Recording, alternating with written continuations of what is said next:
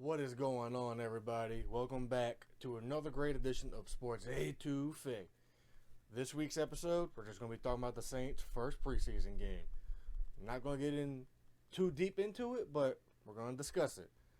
So, let's get into it, but first, play me my theme music.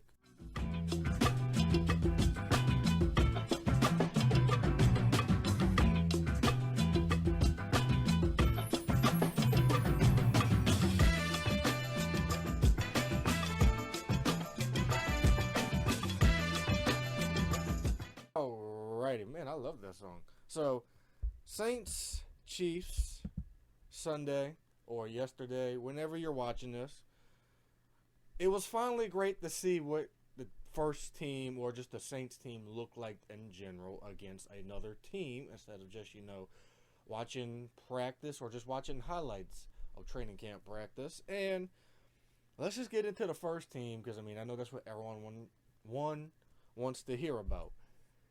What more can I say?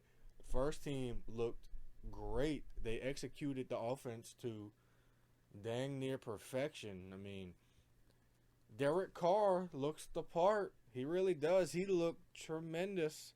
And I know there's certain people out there going to say, well, Logan, he didn't do a whole heck of a lot. It was only 8 passes. But, that's not what you are looking for. I don't care if he was throwing the ball deep or not. He got through his progressions great. Screen to Kamara. Then you got that touchdown to Keith Kirkwood, which wasn't on my bingo card. I can assure you that. But Derek Carr in that offense just looked like a well-oiled machine. And it looked like they've been doing it for a long time. And that offense looked like Saints football. That is what we've been missing since 2020. Since Drew Brees left, we've missed an offense that looked like that. And this is not a knock on any of the other quarterbacks that have played for us since 2020, but they're not Derek Carr. And I know people are going to say, well, Logan, Derek Carr hasn't won anything. That is true. But Derek Carr was in an MVP conversation once upon a time around 2016, I believe, around the time Matt Ryan was winning the MVP. And he's had 4,000 yard passing years back to back under John Gruden's tutelage. But that's not the point right now. Now, looking at yesterday again, that is something. Now, an injury to Kendra Miller, we don't know the severity. It was a knee sprain, which isn't that severe. It's the one that he's been rehabbing under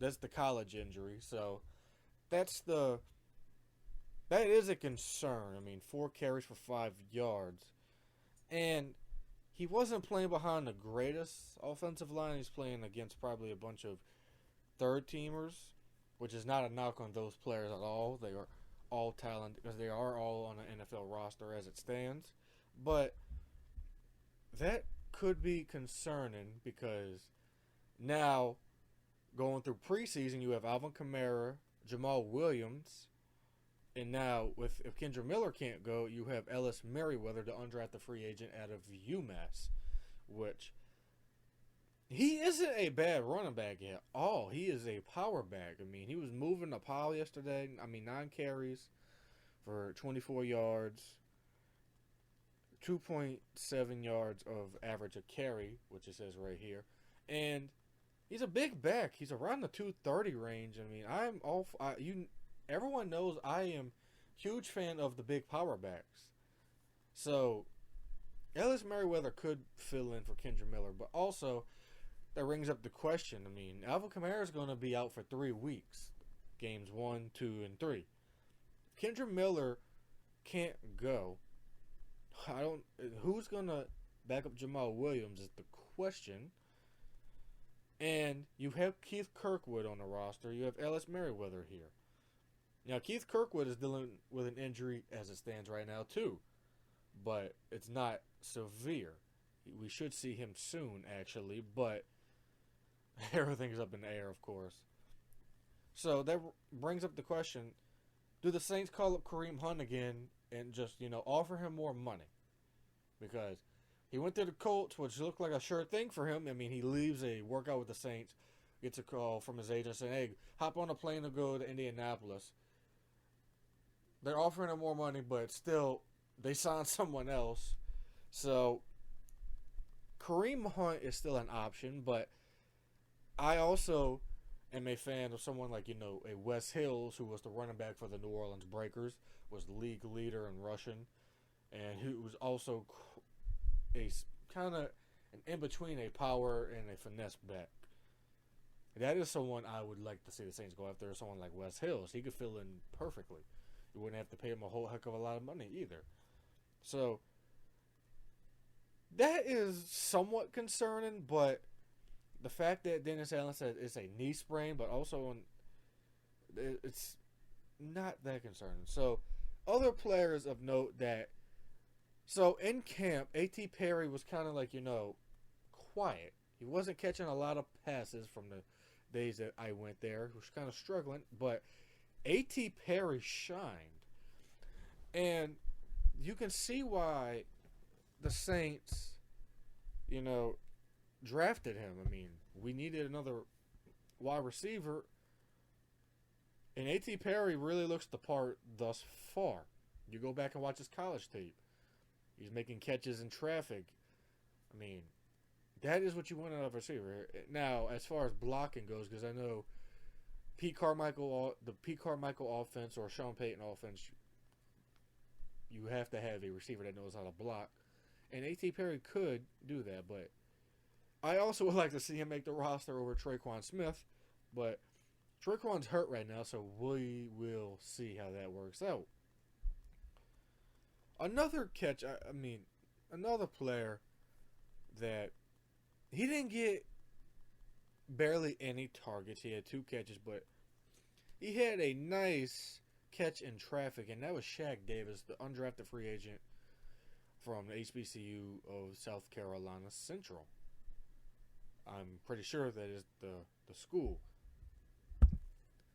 And no, it's South Carolina State, not South Carolina Central. Excuse me. South Carolina State. And that's another guy. He was on my draft board. Shaq Davis was on my draft board because I watched the HBCU bowl game that's at Yeoman Stadium in New Orleans. And Shaq Davis just definitely stood out. Big body wide receiver. No, actually a tall wide receiver. Not that big body, but he can make the catches in traffic. 6'5", 215. And you want a receiver with height. I know that is cliche to say, but you absolutely do. He is actually a big body wide receiver. Excuse me on that. Now, the second team offense didn't look all that bad. Second team offense didn't look all that bad. Jameis made a few good throws. I mean, his favorite target was A.T. Perry, which honestly I'm happy about because I wanted to see how A.T. Perry looks. Because like I said, he's been having a quiet camp. Now, let's get to the defense. I mean, first team defense looked great. I mean, you're going out against the first teamers of the Super Bowl champs, and you look great. Cam Jordan, Colin Sanders, Nathan Shepard, Carl Granderson, all look great. And the secondary had a blown coverage, but that will get fixed. Dennis Allen's going to probably fix that, of course. Him and Joe Woods and Marcus Robinson on the defensive side of the ball. The one player that was surprising on the defense is probably Ty Summers. He was an undrafted free agent out of BYU from the Packers that we picked up this summer. Now the thing is, Demario Davis is probably going to be back for week 1. He's probably going to be back for week 1. But you get Jalen Smith. Jalen Smith didn't play, so all these guys, like, Anthony Orji out of Vanderbilt, who I love, by the way. He's a tackling machine out of Vanderbilt. I've been on this show many times and talked about Anthony Orji and how much I love how he's a tackling machine. Another player, I would be remiss if I didn't talk about. Everyone knows how much I love this man. I mean, 5'9" linebacker out of Tulane. I mean, Nick Anderson made a few good tackles yesterday in the time that he got in there. I really hope that he makes his team, even as a special teams ace. But I want to see what Jalen Smith looks like against the Chargers next week, because the drop off at linebacker, Zach Bond can't play inside. Zach Bond cannot play inside linebacker. He's not great at it. He's more of a up the field pass rusher like he was at Wisconsin. Everyone knows that. I shouldn't have to repeat myself on that many times. And one player in the secondary that has made a lot of noise this offseason is not Paul. I'm not going to even mention Paulson or Alante. I'm going to mention Ugo Amadi. He played for the Seahawks last year, and I got to say, I am thoroughly impressed with this guy. I mean, he had interception yesterday, and I honestly think he's going to make the team. He's a fifth-year defensive back, but he spent his first 3 seasons with the Seahawks, and now he's with us. He's a 5'9" safety, 201. And I gotta say, in practice, and even yesterday, he's been locked up and catching picks, and he's been doing it all. He looks really great. I would be very surprised if Ugo Amadi doesn't make the team. And I mean, to be honest with you, everyone who's played ball knows, if you're wearing a single-digit number, especially a number like number 0, you better be great. You better play that part well, or your number is going to get taken. That's how it goes. That's how it's always been in my locker room. I've never won a single-digit number because that's kind of a lot of pressure. So, Ugo Amadi is a name that fans, should get acquainted with very, very much now. DeMarco Jackson was out there. I seen him out there. He looked good. I gotta say, DeMarco Jackson looked good. Smoke Monday was out there. Jordan Howden. A lot of the young guys I'm thoroughly impressed with. Lonnie Johnson. Nephi Sewell got the start at linebacker next to Pete Warner. But I would not be comfortable if week 1 comes around and, Nephi Sewell is starting next to Pete Warner. I would rather much Jalen Smith be next to Pete Warner. But before I go, I also would be remiss if I didn't talk about, Jimmy Graham is in a Saints jersey again. I mean, what is this, 2013? I mean, the last time I seen Jimmy Graham in a Saints jersey was I was probably in high school, junior year. And then I remember being junior year, going into my senior year, being in the computer lab in the library, sitting next to my teammate and friend Rendell, who was also a Seahawks fan at the time. He said, "Man, y'all just traded Jimmy Graham to us," and I thought he was lying and trolling me. Well, sure enough, we traded Jimmy Graham for Max Unger, and it was very shocking. I remember it being shocking, but I remember not being that upset about it, because I'm like, Max Unger is the best center in the league, and we just got him. So, Jimmy Graham only had 1 catch, 1 target for 10 yards. And honestly, Jimmy Graham in the room with Jawan Johnson and Foster Moreau can only benefit the Saints. Can only benefit us. It will not hurt us. And I actually like it. I really like this team. I really like what I saw yesterday. Jake Hayner, the 3rd string quarterback. I mean, he had a ball get picked off. Was not a great pass. I mean, but then after the first couple drives, it looked like he settled in. He's still got work to do. He's still a little green, but he's a rookie. He's got time. He's not Ian Book. He looks better than Ian Book as it is already, thank God. But you know what, you guys? I am out of time. Y'all probably are tired of hearing me ramble on.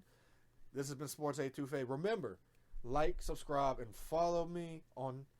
Watch the show. Like, subscribe the show on YouTube. Follow me on Twitter or X at the Soulman57. Soulman spelled S-O-U-L. Follow me on IG And friend me on Facebook, follow me on Facebook, whatever. Just search my name. I'm not hard to find. And be prepared. I'm going to be revamping my website via Wix. I'm going to be changing the name. Going to be just doing a whole bunch of stuff. All that and more. You just got to stay tuned. So, with that being said, I am Logan Graffia. I will be back. This has been another great edition of Sports Etouffee. See you guys next time.